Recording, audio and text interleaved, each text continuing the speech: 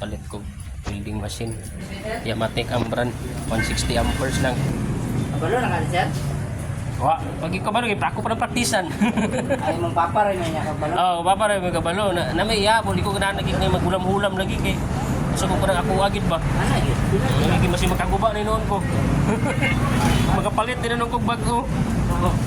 Kato iya dako mo to iya ang welding machine ko.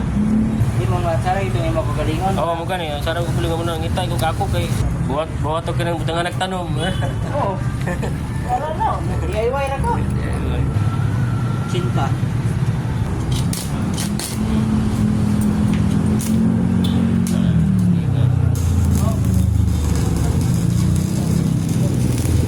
Kung magamit karos mga Cinta. cinta. Cinta lang. Spot na magana kung Oo. ginagpera na kon. Mga parlens, di Oo. ba kailangan ko sa kukuan kay mabuslot pala. Oh, kada mga request. Depende po sa may kuan ba. I-welding ko kuan ba. Mga kabilya noon kana kabilya. Kabilya mo ray mga kuan. So, sa by number man ang sukod ba nang sa welding rod? Oh. Ito lang kuan. 2.6. Kanina na 2.6. 60-13. 60-13 nga rin. Palit mo guys. Sa welding machine. Tara na. Practice balay ba? Bala hindi magdibaho gud basta mapilit lang ba.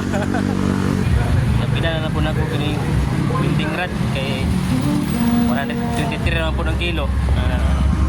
Kaya pila na po nako 1 kilo. Excited na ko mag-welding. May lang, wow, kompleto na ko gamit. Napoy welding machine, napoy barina, napoy grinder. Mag-DIY rin na sa balay na yun.